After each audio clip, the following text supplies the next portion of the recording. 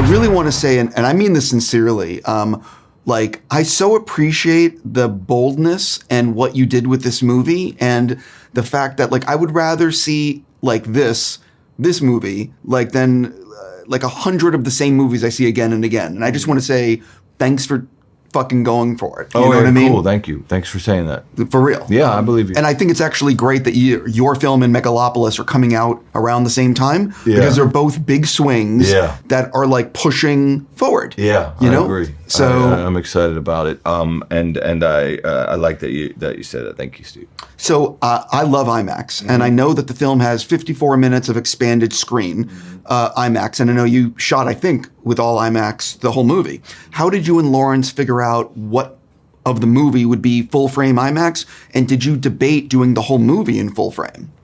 No, we didn't debate doing the whole movie in full frame because we think that while a lot of audiences don't even notice when you're going from 2.2 to 1.9, they feel it. You know, I could literally turn to somebody I go to the movies with and go, oh, that was cool when it did this and popped out, whatever.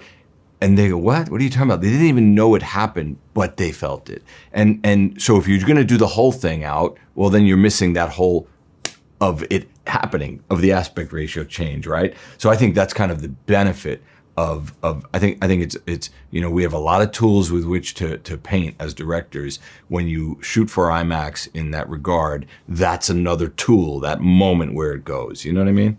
100. So yeah, we didn't debate it. Yeah. Which role ended up being the toughest to cast, and why?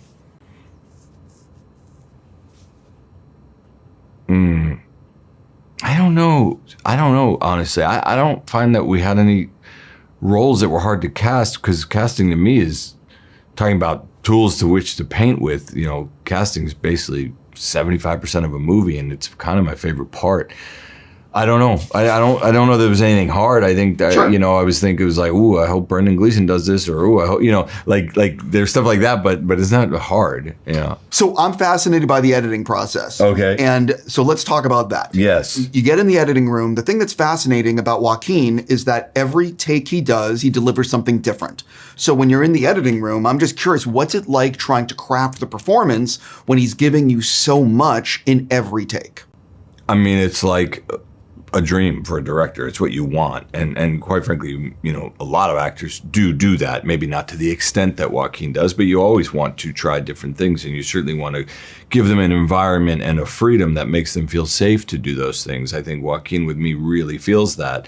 So for me and Jeff, who I edit with, Jeff's the editor, we're in heaven when we go through Joaquin's stuff, because there is no set way, and it's like, oh, we want it, you know what?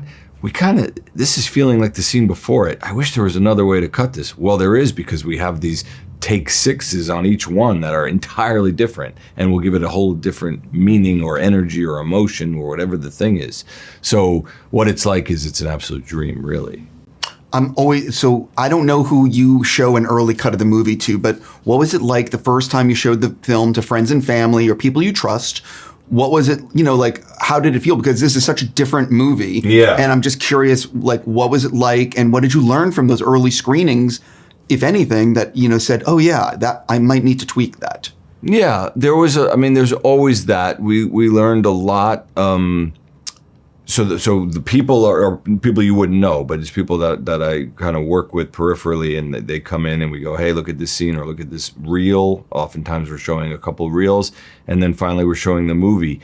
And most of it is as basic as, did you understand everything? Did that make sense? Blah, blah, blah. Or they'll say to you, I kind of felt like it dragged at this time, and we try to excise that scene or cut quicker around it. I mean, it's all very basic. Let's talk about working with Lawrence. Yeah. He is a very, very, very talented cinematographer. And I'm just curious, what is it like going into this one when it came to talking about the colors you wanted to go for and how you wanted to frame things? And did you want to use things that you did in the first film, or did you want to go radically different? Like, what were those? Yeah, I mean, we wanted to keep the language of the film the same, obviously, for when we're, you know, in Arkham or with Joaquin, with Arthur.